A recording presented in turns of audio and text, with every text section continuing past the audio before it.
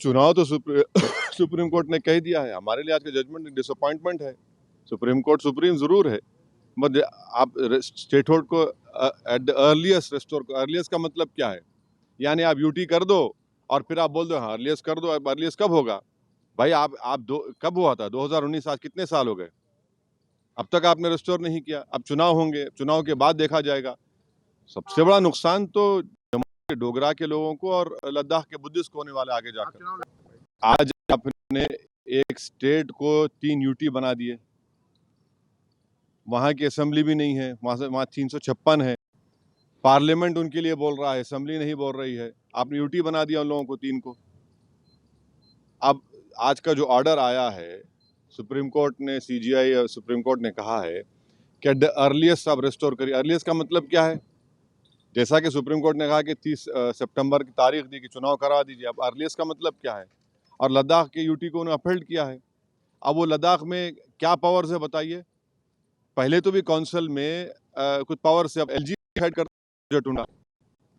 तो ये आप कल किसी को भी करेंगे, आपको जरूरत ही नहीं है 356 लगाने की। आप कहेंगे भाई चलो ये लॉ एंड ऑर्डर मसला है और इन चारों को यूटी बना दो। तो खतरा है वो, उस खतरे से कोई इनकार नहीं कर सकता। आज जो फैसला आया हम उससे मुतमईन नहीं है और हमारा मानना ये है कि ये कॉन्स्टिट्यूशनल मेजॉरिटी जो लोग कह रहे हैं, अब कॉन्स्टिट्यूशनल मोरालिटी की आज जीत हुई है और मेजॉरिटी मोरालिटी की कामयाबी हुई है। इसमें कोई दो राय नहीं है कि कश्मीर हमेशा से भारत का एक अटूट हिस्सा रहा है। बट अटूट हिस्सा जब हम कहते हैं तो उसका रिलेशनशिप यूनियन से, उसको तो आप डिनाई नहीं कर सकेंगे।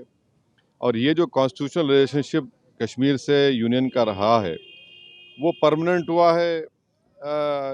जो कॉन्स्टिट्यूंट असेंबली डिसॉल्व हुई है कश्मीर की। और दूसरी बात ये है कि किसी एक सेमिनार में चीफ जस्टिस ऑफ इंडिया ने कहा है, मैं अंग्रेजी में पढ़ देता हूँ, कि public deliberation will always be a threat to those who achieve power in his absence. अब क्वेश्चन ये है कि जब आप एब्रोगेट कर रहे हैं स्पेशल स्टेटस, पूरे स्टेट को कर्फ्यू में लगाकर 356 लगा दिया आपने, इलेक्टेड असेंबली नहीं है, तो फिर कश्मीर में डेलिब्रेट किसने किया बताइए हमको? किसने क्या डेलिब्रेट किया? और बोम्बई में फेडरलिज्म को कहा गया कि स्ट्रक्चर का हिस्सा। फेडरलिज्म के माने ये है कि स्टेट की एक आवाज़ है, उसका एरिया ऑफ कॉम्पिटेंस है, उसको कंप्लीट फ्रीडम ऑपरेट करने का। अब पार्लियामेंट कैसा बोलेगा असेंबली के लिए? और पार्लियामेंट, हाँ, और कैसे पार्लियामेंट एक रेजोल्यूशन पास करेगा जो असेंबली को पास करना था? तो मेरे नज़र में 370 को जो एब्रोगेट किया गया है ये वायलेशन है कॉन्स्टिट्यूशनल मोरालिटी का। और जो एब्रोगेशन, बाइफर्केशन और डाउनग्रेडिंग हुआ है एक स्टेट के यूनियन टेरिटरी का, ये तो बहुत बड़ा धोखा हुआ है जो हमने कश्मीर के अवाम को वादा किया था।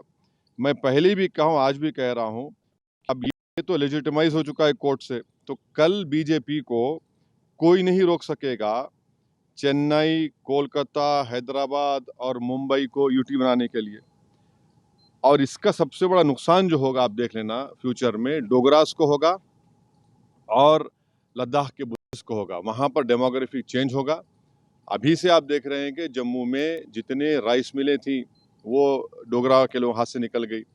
और लद्दाख में आप देखेंगे बहुत बड़े पैमाने पर बुद्धिस्ट लोग नाराज़ होंगे और वहाँ पर डेमोग्राफिक चेंज होगा।